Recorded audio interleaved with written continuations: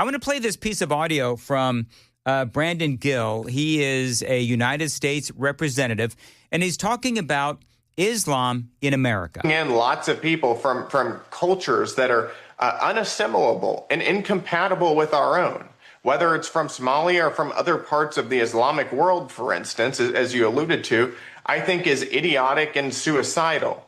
The reality is that not all cultures are equal, and not all cultures are equally compatible with our governing framework. And I think our immigration policy ought to recognize that. And ought to recognize those basic truths that it should be in our power to determine who comes into our society. That is a core part of American sovereignty. So, again, that is United States Representative Brandon Gill. Cathy Hinners joins us. Cathy, it's been a minute, but people have been listening for a long period of time. Of course, remember your hits with me over the years and on the radio station as well. And hope you're doing good. And there is a lot of talk about what is going on, obviously, in Iran, but also how it could impact us here. I've been talking about this headline. This was from yesterday, but the last couple of days, Iranian sleeper cells have been activated inside America. Let's start with that. How worried are you about these sleeper cells inside America? I'm very concerned. We don't just have Iranian sleeper cells. We know that we have al-Shabaab.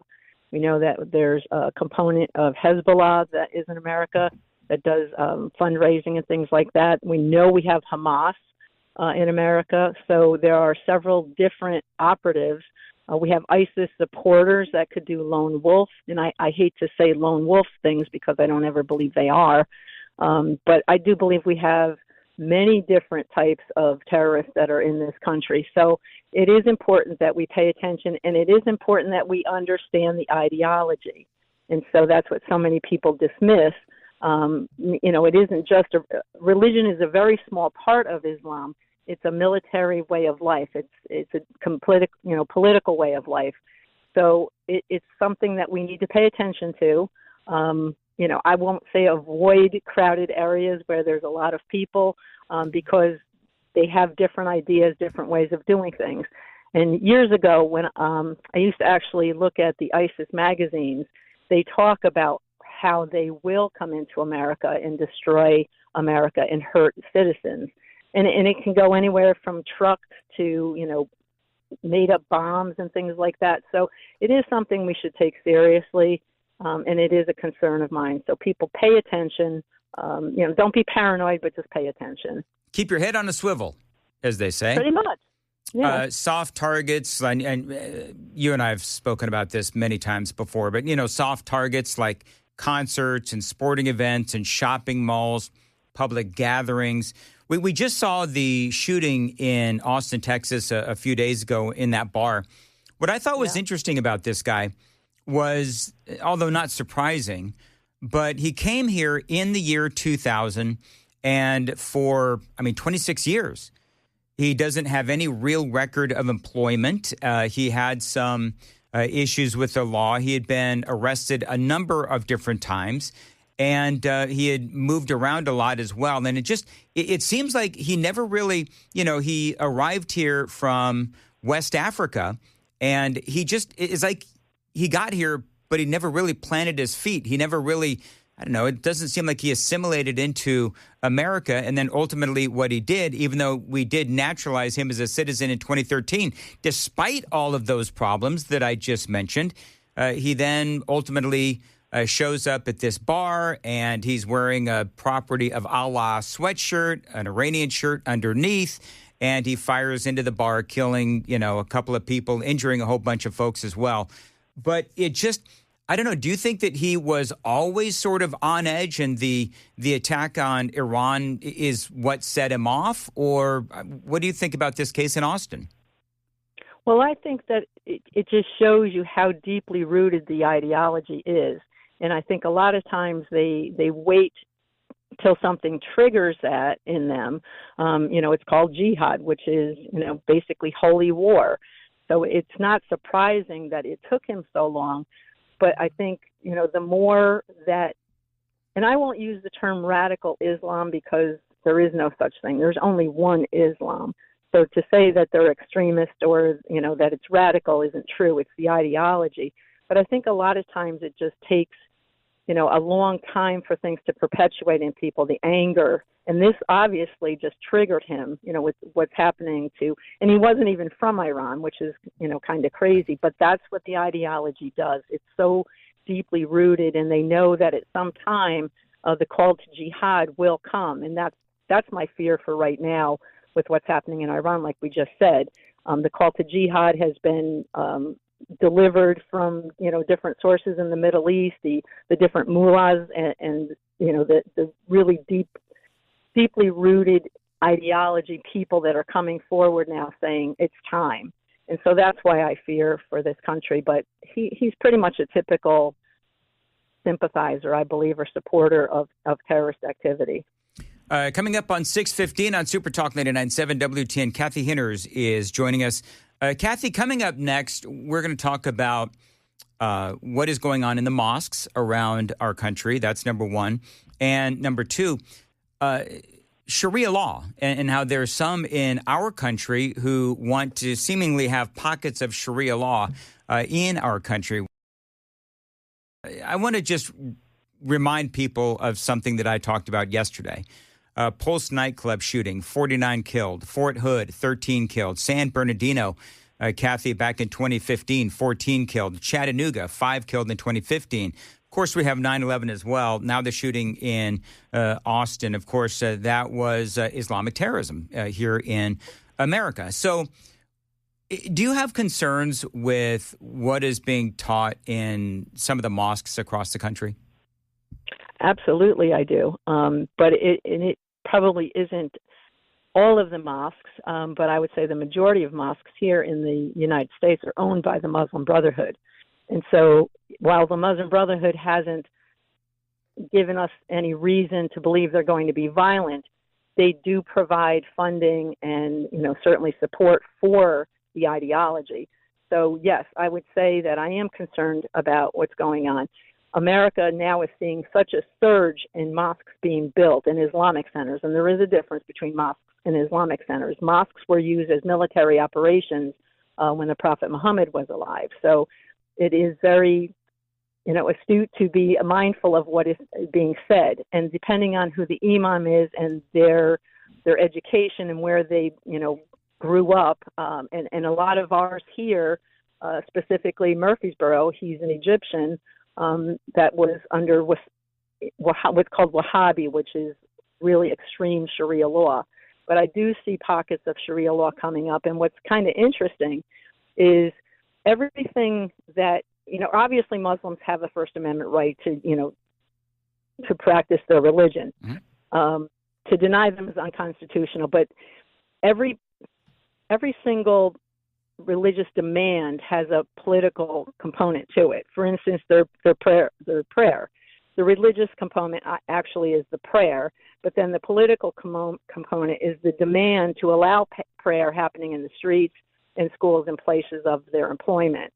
So, also, when you look back when the Danish were putting cartoons of Muhammad, America would not allow them to be published here because it was blasphemy and, offensive to Islam. So there's always this political component attached to the religion. And now what's kind of interesting is we're hearing, Muslims are pushing for pork products to be removed from schools in Nashville, actually. So if they can't have pork, nobody's going to have pork. So, that's another thing. But I think that it's important to understand that this is happening, that there are huge pockets of Sharia law being used everywhere in every state. We haven't seen it so much here in Nashville, but Nashville has its problems. Nashville is loaded with Somalians. A couple of years ago, we accepted 600 Afghanis that we don't believe were really vetted. So they're coming into our state and into our country, and they're just not assimilating like immigrants used to typically, assimilate into our country. So I think people need to start paying attention to New York City and certainly to the UK, but because it's in the UK, people always say, oh, it's over there, it's not here. We have a constitution. Well, the Constitution is a piece of paper, that's an important piece of paper, but that's all it is to a lot of Muslims. So Sharia law is slowly being implemented. And the more Muslims that integrate into our cities and towns, the more politically involved they become, and therefore they're able to affect change. So I find it disturbing. Not only are the mosques growing in our country, but so are the Muslim elected officials. We have a total right now of about 170 Muslims that have been elected into various positions throughout the country. Mayors, state legislators, judges, and then your school boards. So people need to pay attention to this. Look what's happening in New York City with Mandami. He's crazy. Yeah. But the call to prayer now is being heard in every borough 5 times a day. And what's interesting about that is the call to prayer, or the adhan, basically is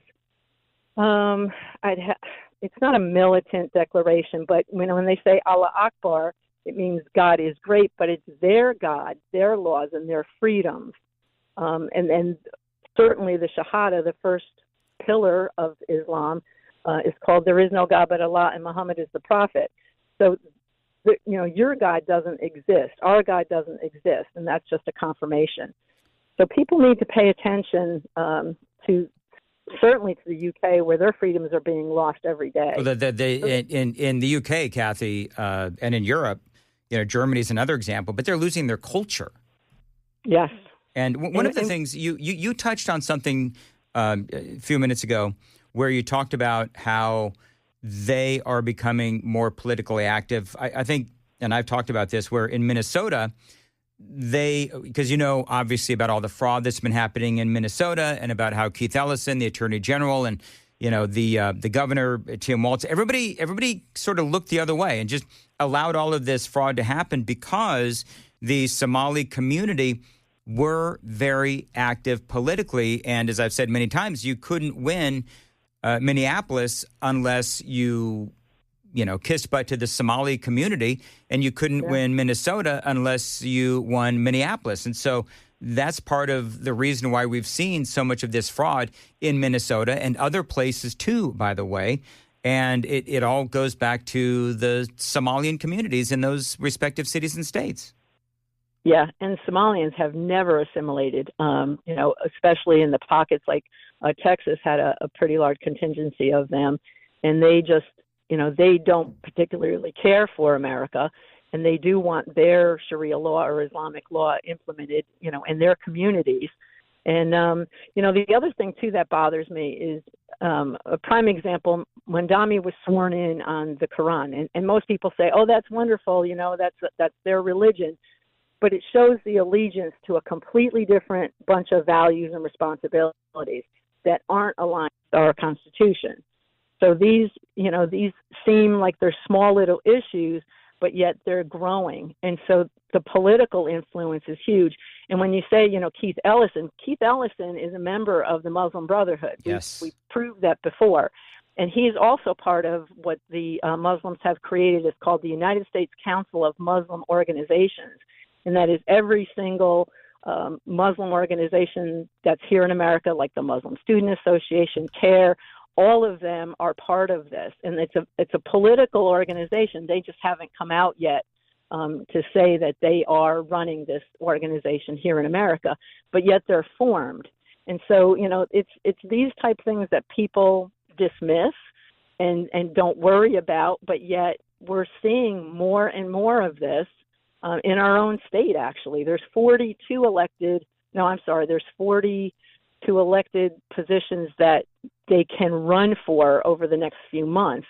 I'm very worried about Nashville, the mayor position. Whenever, I don't know when O'Connell is up, but we do know that there's a Muslim woman in Nashville that probably will run for mayor. Her platform is exactly the same as Mandami's. Free everything, tax the rich. So this is a problem. And it doesn't just stay in one area. There's not fences around Davidson County. It'll eventually start flooding into other counties as well. So it is important, and I totally agree with Brandon Gill. I give him credit for having the backbone to say that, but I think more politicians need to start really paying attention to who we're, allowing to serve in our positions. And it's really important people research who they're voting for. And, it's not about being a bigot or Islamophobic or anything else. It's about what's right for our country. And so I totally agree with Brandon Gill. And I believe the woman you're referring to, is it Zulfat Suara? Yes. Yeah, Metro Council at Large. All right, Cathy, is it still dailyrollcall.com? Yes, sir. All right, Cathy, it's always great to have you on. We'll have you back on again soon as things continue to escalate in the Middle East and here at home as well. It is 6:24, and Joan Jones has the news coming up at 6:30. Joan.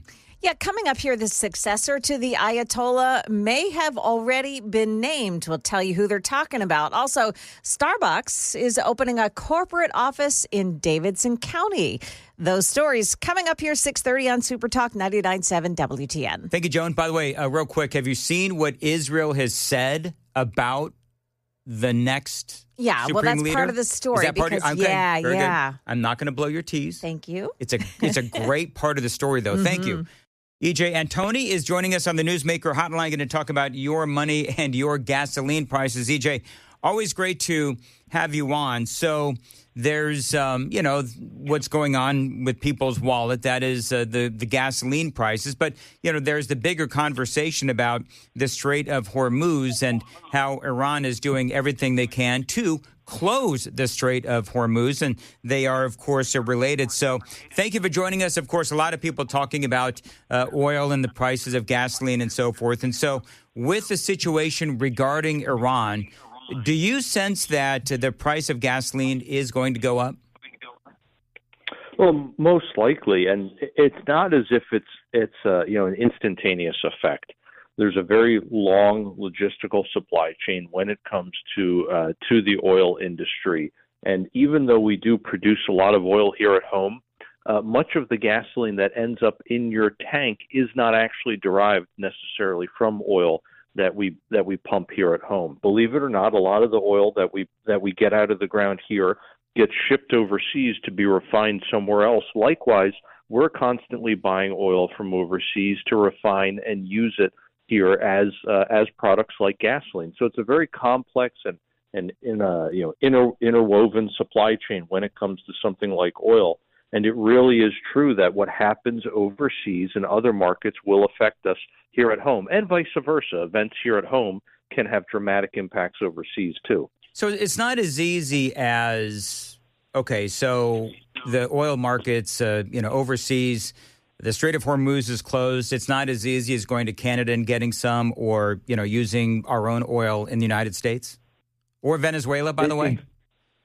Exactly, Dan. A really important point to consider is that not all oil is created equal. There are basically 4 different types of crude, and they're based on the combination of whether the oil is light or heavy and whether the oil is sweet or sour. The first has to do with the composition of the oil. Does it have a larger proportion of heavy components or light components? In other words, the actual length of the hydrocarbons in the oil. And then the sweet versus sour basically just has to do with the sulfur content.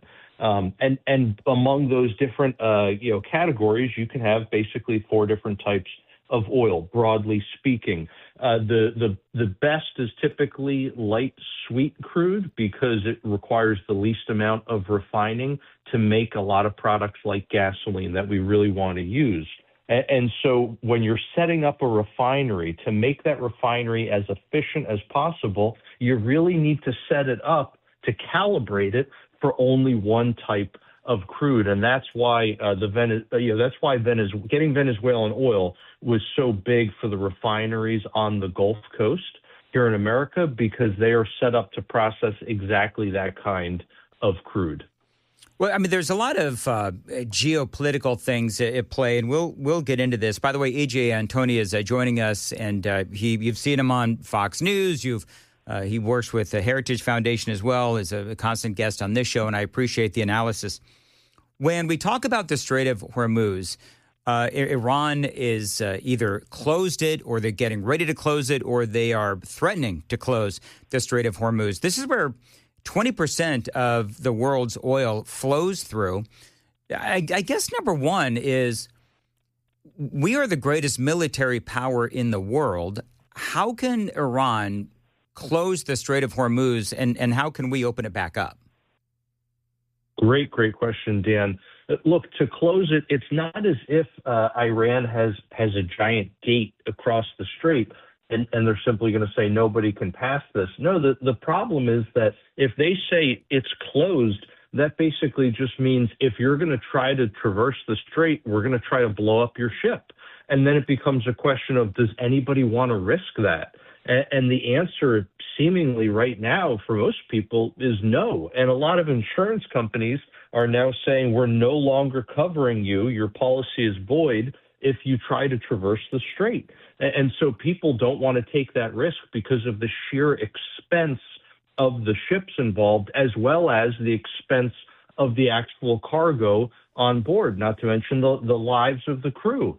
And so even if let's say they say the strait is closed, and even if we, the U.S. military, say, no, the strait is open, okay, that's fine, but that's all talk. The question really becomes, does anybody want to risk that? And I know the president has said that we're going to use our military to escort ships. Do we actually have the capacity right now? Do we have enough naval assets in the area to really make that happen? Do we have enough missile interceptors, for example, to really make that a reality? Those are legitimate questions, and I'm not exactly sure at this point what the answer to that is, given the amount of assets we have already expended to combat the Iranian missile program thus far. In other words, how much of our missile interceptor capability have we burned through at this point? Because it's a lot. It is a lot. And we have said, as you mentioned, that we'll go ahead and escort ships through. But that could leave our ships open to being sunk, although I don't know if Iran has the ability to sink our ships. But there's a lot of problems with this. And obviously, this could lead to, would we call it do you foresee this as becoming, number one, it's going to be a two-part question. You're going to answer it after the traffic. But a worldwide global crisis, does it have the possibility of becoming that much of an issue? That's number one. And number two, well, what happens to the oil that is currently in Iran? How big of a deal could this be? In the news today, there's a whole conversation about how Iran has all of these drones, and this thing could, just be a never-ending war because of the number of drones that Iran is able to manufacture, produce, and buy. All right. So if this turns out to be not a short war, then could this trigger a global oil crisis? Dan, great question. When we are using multi-million-dollar interceptors to try to take down Iranian drones that cost tens of thousands of dollars, I think it's pretty easy to see that the math there doesn't work for too long. This is the exact same problem that's been going on in the Ukraine. Both sides have been adapting, and both sides have started using much cheaper technologies, much less expensive technologies, in order to get payloads through, whereas the interceptor technologies are much, much more expensive, prohibitively so. And now I think we're seeing the exact same thing in Iran. And as much as this is a military conflict, you can't ignore the underlying economics behind it. And so, again, what does that translate to into oil markets? Well, getting back to that question you had earlier, what happens to the oil that's already in Iran, but also what happens to the oil from other producers in the region who are trying to get it out through the Strait of Hormuz? Look, oil infrastructure is not something you can turn on and off with a switch. This equipment has incredibly long lead times. In other words, it takes a very long time to start up and to shut down equipment without causing damage. And so producers are looking at the situation today and projecting out a week or 2 weeks from now and saying, all right, we think we're not going to be able to get oil out, which means we need to start shutting things down today. And that's what's happening right now, because facilities there's not a lot of leadway when it comes to this oil infrastructure. In other words, you don't have a tremendous amount of excess storage capacity. You basically have enough to keep things functioning well, and that's it. So you can't be drilling for 2, 3, 4, 5 weeks on end and have somewhere to put all the oil. The storage literally just doesn't exist. That storage is quickly filling up, and so producers are starting to make the decision to shut things down. That is going to create shortages, and who's the big beneficiary from this? That's another question you have to ask. In the short term, believe it or not, it's Russia. Regions like the European Union, like China, whose oil is really going to get disrupted here, they're going to be buying it from the marginal producer, which again, I think is going to be Russia. Unfortunately, that means that there's going to be more money going into Putin's war machine and funding the conflict in the Ukraine. Yeah, there's a lot of geopolitical stuff going on. So you've got Venezuela. All right, we all know what happened with Venezuela and Maduro. We also know that the United States was intercepting those ghost ships that had all of that oil on there. Now we're dealing with Iran. Iran sells a lot of oil to China. How does this weaken China? Because, again, as you just mentioned, this could disrupt China's oil imports. Great question, Dan. So a lot of people don't realize that China has been buying a good chunk of their oil, not a majority, but a really decent-sized chunk of their oil from nations that are under sanction. In other words, they've been basically buying embargo oil. They've been making deals under the table or behind the scenes, whatever you want to call it. And so they've been getting the oil at a pretty steep discount. So that's been a big advantage for China. And now with all the conflict going on in Iran right now, they're not able to do that anymore. So they're having to go back onto the open market and buy at the prevailing market price. So that definitely hurts China. But again, who are they buying it from? And the answer there, I think increasingly for who is the marginal producer, it goes back to it being Russia.